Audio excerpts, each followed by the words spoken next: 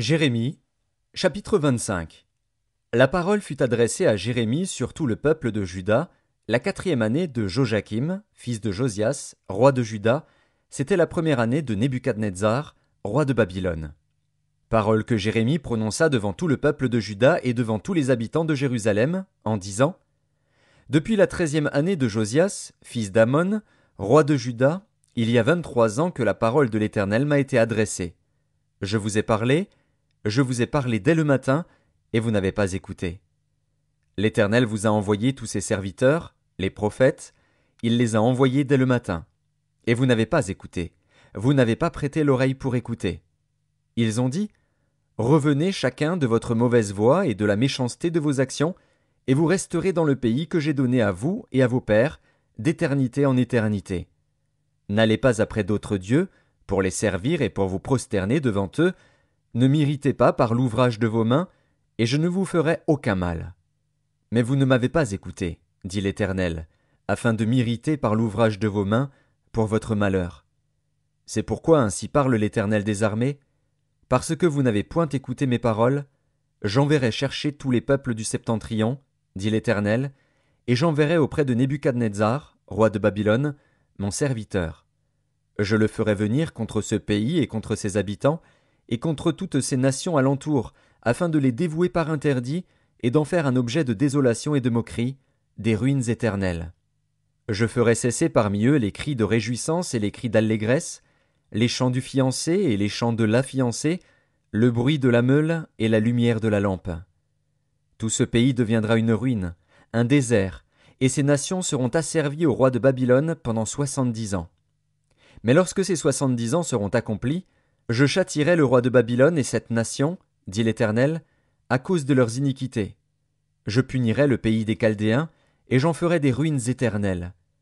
Je ferai venir sur ce pays toutes les choses que j'ai annoncées sur lui, tout ce qui est écrit dans ce livre, ce que Jérémie a prophétisé sur toutes les nations. Car des nations puissantes et de grands rois les asserviront, eux aussi, et je leur rendrai selon leurs œuvres et selon l'ouvrage de leurs mains.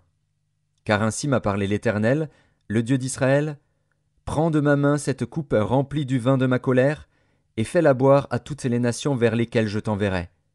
Ils boiront, et ils chancelleront et seront comme fous, à la vue du glaive que j'enverrai au milieu d'eux.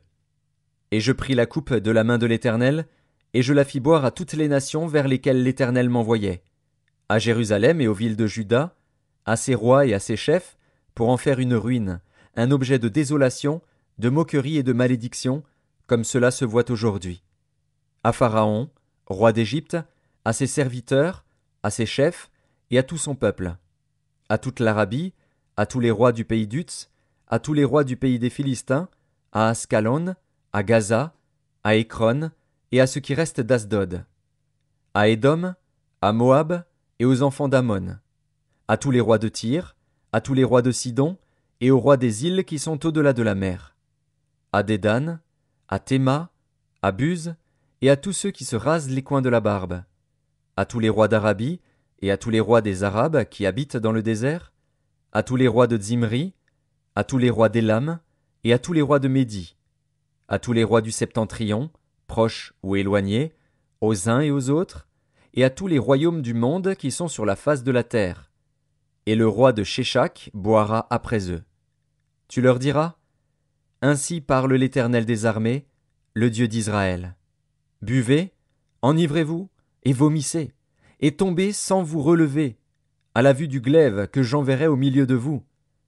Et s'ils refusent de prendre de ta main la coupe pour boire, dis-leur: Ainsi parle l'Éternel des armées, vous boirez.